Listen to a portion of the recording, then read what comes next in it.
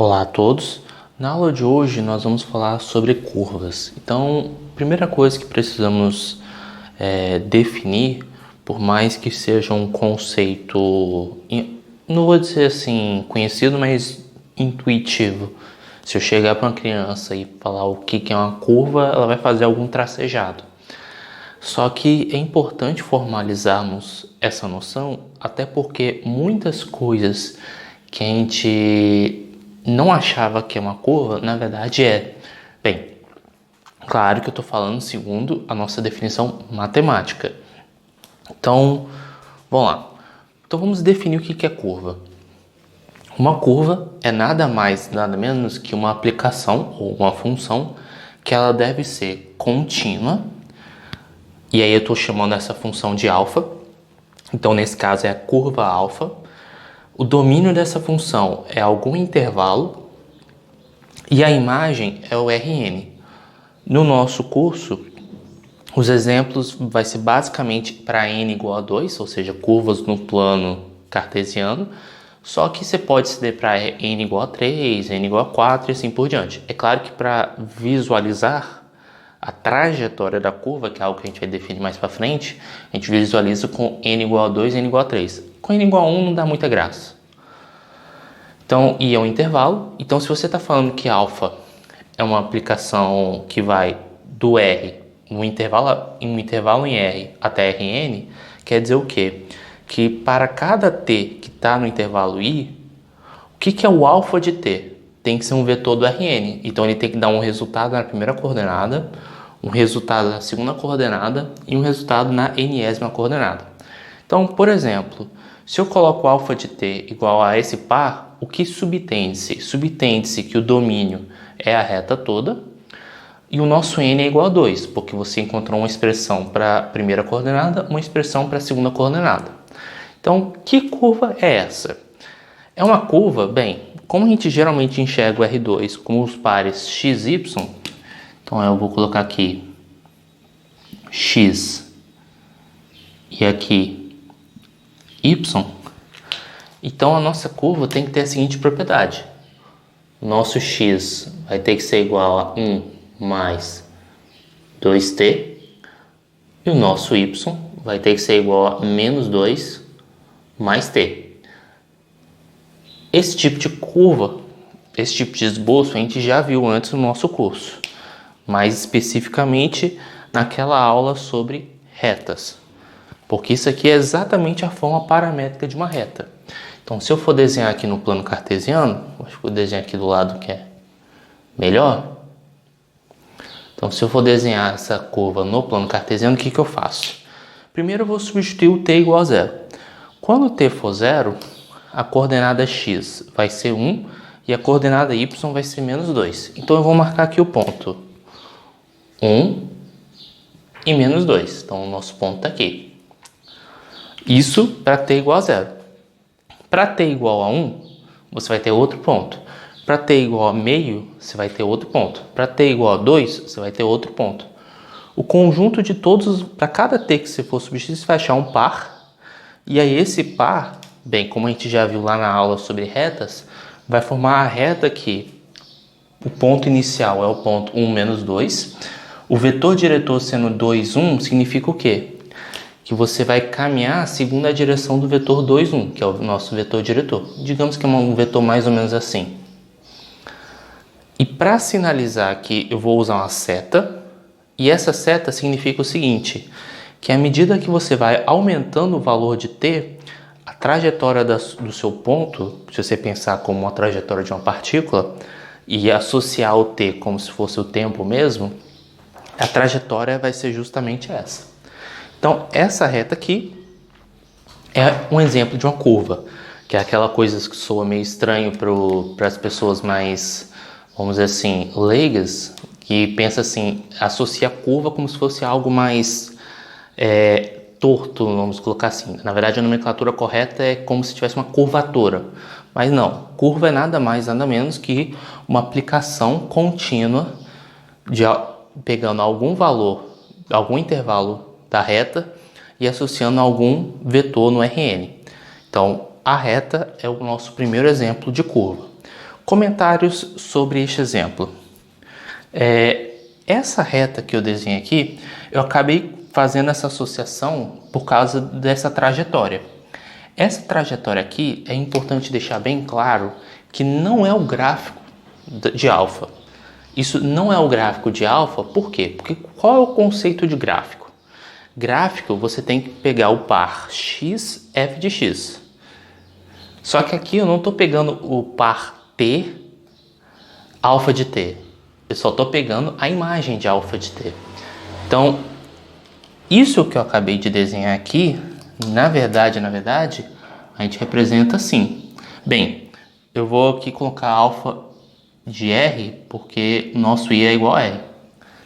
O que eu estou querendo dizer aqui? Que é a imagem de alfa aplicada em todos os números reais. Essa imagem de alfa aplicada em todos os números reais, a gente dá o nome de traço ou trajetória. Então, aqui é o traço de alfa. Então, não faz sentido. Se você quiser visualizar gráfico nesse ambiente aqui, você teria que colocar no espaço tridimensional, onde um eixo seria o t, o outro eixo seria o x, o outro eixo seria o y. Mas o que dá graça, vamos dizer assim, o que vai ser o nosso objeto de estudo, na verdade, é estudar justamente o traço de alfa. Então agora vamos partir para mais exemplos de curvas para ganharmos familiaridade. Vamos para o nosso próximo exemplo. Nós temos o nosso αt como cosseno de t, seno de t, onde nós vamos avaliar o t no intervalo de 0 a 2π. Bem, qual é a primeira coisa que precisamos observar? Como nosso objetivo aqui é estudar essa curva, e aqui nós temos um cosseno e seno aqui, bem, como isso é um vetor, eu posso calcular o módulo do vetor, o módulo do vetor. Bem, o módulo do vetor é a raiz quadrada da soma das coordenadas ao quadrado, então nesse caso, cosseno ao quadrado de t mais seno ao quadrado de t, só que isso é 1, raiz de 1 é 1. O que essa primeira informação está querendo te dizer? Está querendo dizer o seguinte, que não importa o valor de t. Aqui eu restringi de 0 a 2π, mas valia inclusive para todo t número real. Não importa o valor de t. O módulo do vetor vai ser sempre igual a 1. Então, se você, por exemplo, for desenhar, vou colocar aqui embaixo, nosso plano cartesiano, uma coisa que já podemos afirmar de imediato é que a trajetória da sua curva, o traço da sua curva, ela ficará presa numa circunferência centrada na origem de raio 1. Ela fica presa. Ainda não dá para dizer que é uma circunferência.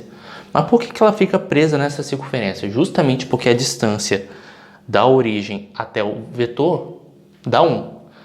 Até o ponto, vamos pensar aqui como ponto, pensar como trajetória.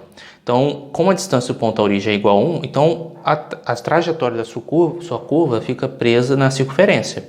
Então ela pode andar para cá, vai e volta, ainda não dá para saber. Então acho que vai ser interessante marcarmos alguns pontos. Então, outra informação que nós conhecemos de alfa.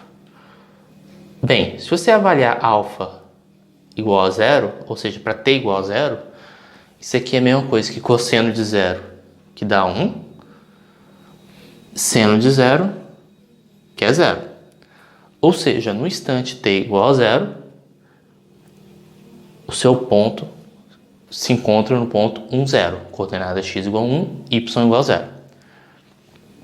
Bem, vale a pena, como aqui é senos e cossenos, avaliar quanto que é alfa de π sobre 2. Ao analisar alfa de π sobre 2, o que nós vamos ter? Aqui vai dar 0, porque cosseno de π sobre 2 é 0. E o seno de π sobre 2, que é 1. Então, passou um tempinho, seu ponto foi para cá. Como a aplicação ela é contínua, ou seja, você consegue desenhar a trajetória da sua curva sem tirar o pincel do quadro, você pode ligar esses dois pontos, indicando essa setinha, que você saiu daqui para cá. Se você continuar a análise, bem, outra coisa que eu esqueci de falar, no intervalo de 0 a π, a coordenada x vai sempre diminuindo, a coordenada y vai sempre aumentando. Então, por isso que gera esse efeito. Para α igual a π, você vai ter cosseno de π, que é menos 1, seno de π, que é 0. Para α igual a... Bem, então vamos lá. Então a gente está no ponto menos 1 e 0. Então, novamente, por argumento... Por que ela não vai e volta? É justamente porque quando você analisa esse intervalo, tanto cosseno quanto seno são monótonos. Um cresce, outro decresce. Então, você diminui aqui. Nesse caso, os dois decrescem, né? Porque o cosseno fica mais negativo e o seno decresce de fato. Então, α igual a 3π sobre 2. Que aí vai dar... No cosseno vai dar 0, no seno vai dar menos 1. Então, tá fazendo esse movimento. Alfa de 2π.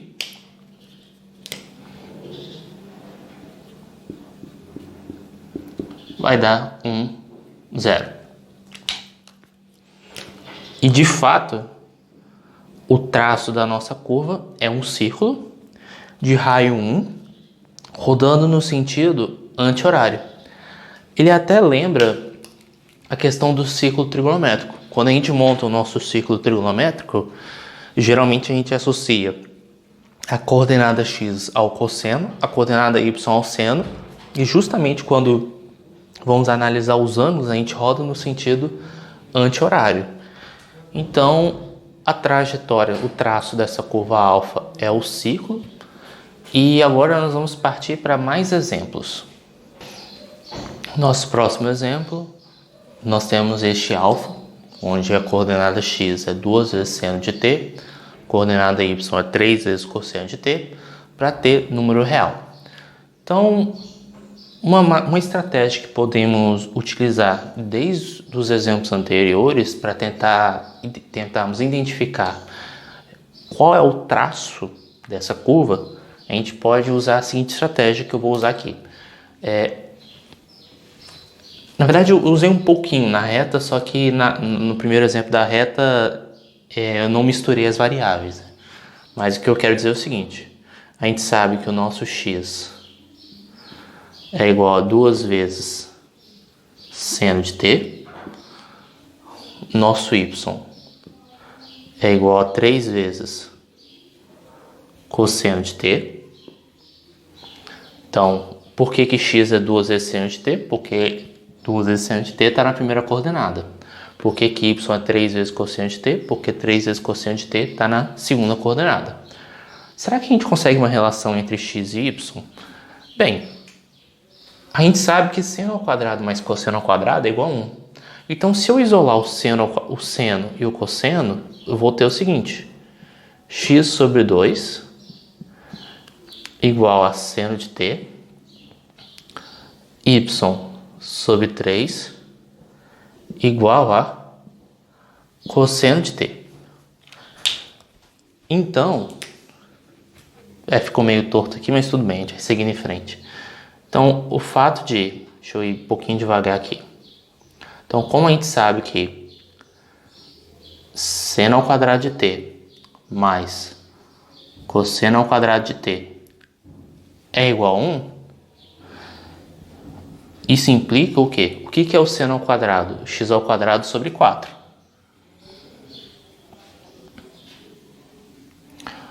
O que é o cosseno ao quadrado? Y ao quadrado sobre 9. E isso tem que ser igual a 1.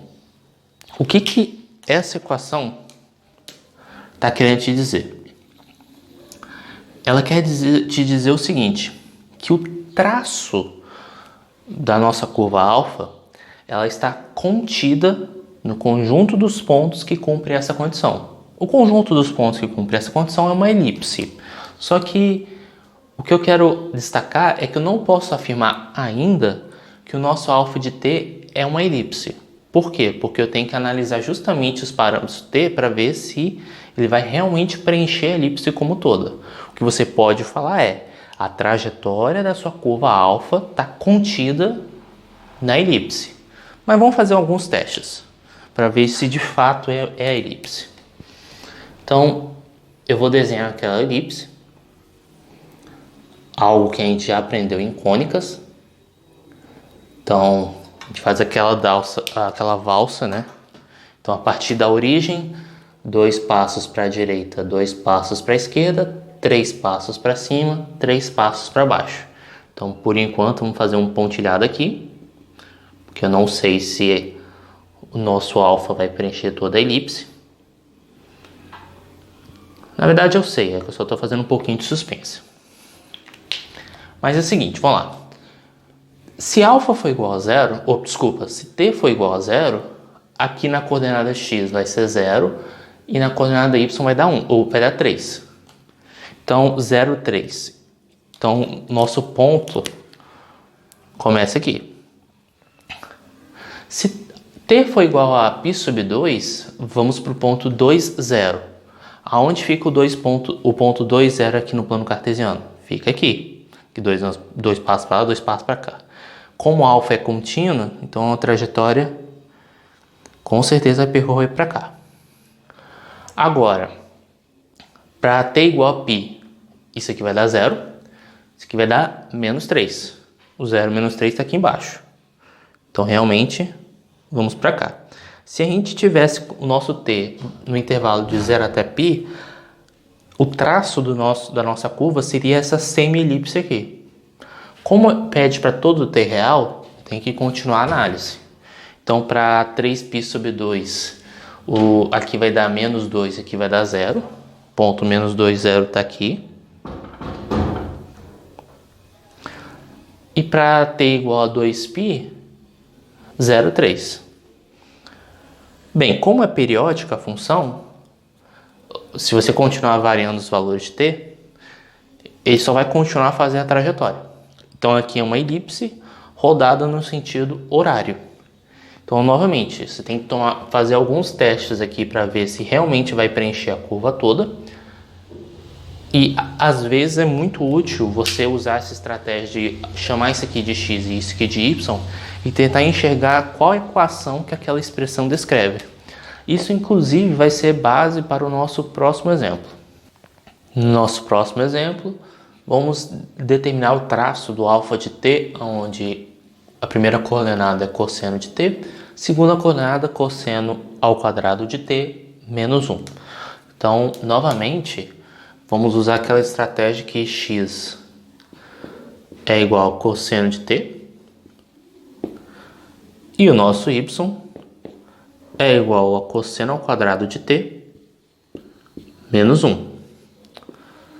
O que nós podemos fazer? Observe que x igual a cosseno de t, então você consegue substituir aqui embaixo. Então, quando você substitui, você vai ter que y é igual a, bem, cosseno de t sendo x ao quadrado menos 1. Então, o que nós temos aqui é que esse traço alfa vai estar contido no gráfico da função y igual a x ao quadrado menos 1. Então, o que nós vamos fazer agora é pontilhar aquele gráfico.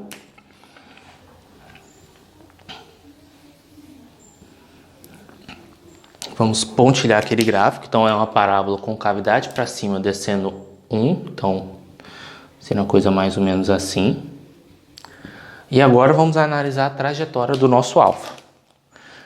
Então, deixa eu colocar aqui. Começando com 0. Então, se t igual a 0, aqui vai dar 1, aqui vai dar 0. Então, nós vamos estar no ponto 1, 0 da parábola, que é esse ponto aqui. Para t igual a π sobre 2, aqui vai dar 0, menos 1. Então, você vem para cá. Depois de π sobre 2, vamos trocar o t por π. Aqui vai dar menos 1. Menos 1 ao quadrado dá 1, 1 menos 1 dá 0, então aqui vai dar no ponto menos 1, 0. Menos 1, 0 está aqui. Será que continua crescendo? Bem, trocamos por π, agora 3π sobre 2. Aqui vai dar 0, menos 1. Aí ele volta. 0 menos 1 está aqui embaixo. Aí ele volta. O gráfico ele vai, volta, sempre percorrendo esse pedaço. Então observe que, por mais que seja para todo t número real, a nossa curva está contida no gráfico dessa função, a trajetória dessa curva nunca passa por esses pontos da parábola. Só passa aqui embaixo. Vai, volta, como se fosse um balanço. Então por isso que é muito importante prestar atenção na questão aonde a curva está contida e testar alguns valores de t estratégico para justamente explorar a continuidade do traço para você ir marcando os pontos. E nem tudo que parece assim, t para todo t número real, então vai preencher todo mundo. Não necessariamente. Aqui a gente já viu um exemplo onde você está fazendo esse movimento. Um outro tipo de exemplo que eu vou deixar como uma reflexão para vocês é o seguinte, vou deixar até aqui no canto. Se a gente tivesse uma curva da forma alfa de t igual a t f de t, onde t pertence aos números reais, por exemplo, ou até melhor, vamos modificar um pouco, t pertencente a algum intervalo i contido em R. Na hora que você analisa o traço dessa curva, bem, x igual a t, y igual a f de t. Na hora que você junta essas duas informações, y igual a f de x. Então, o gráfico de uma função, ele poderá ser visto como um exemplo de uma curva, claro, desde que a sua função seja uma função contínua. Porque se a sua função não for contínua, você vai ter um problema em definir no intervalo i. Porque como alfa tem que ser uma aplicação contínua, mas assim, gráficos de funções contínuas também são exemplos de curvas. Então, quando você tem, por exemplo, o gráfico da função seno, o gráfico da função cosseno, que é aquela senoide, ou ainda o gráfico da função tangente, restrita a um intervalo, por exemplo, aberto de menos π sobre 2 a π sobre 2. Também pode ser visto como uma curva. Então, nós temos, vamos dizer assim, já fizemos diversos exemplos de curvas. Para uma próxima videoaula, eu pretendo fazer mais exemplos envolvendo esse conceito. É importante vocês praticarem, dá até para usar o GeoGebra para poder esboçar curvas. No comando GeoGebra, se você colocar no campo de entrada curvas, já vai aparecer as instruções como você deve preencher. Se vocês observarem direitinho, a forma como ele pede para você preencher é exatamente essa noção de curvas paramétricas. Ele fala o que deve ser o x, o que deve ser o y, qual o parâmetro, que geralmente a gente usa o t, e qual é o domínio do parâmetro. Aí esboce curvas e comece a brincar com algumas coisas. Na próxima aula, nós vamos passar a resolver mais exemplos e, se der tempo, a gente vai explorar outros tópicos ainda de curvas paramétricas, que, quando eu falo curvas paramétricas, é porque existe um parâmetro t. Então, esse é o básico de curvas. Espero que tenha ficado claro e até a próxima.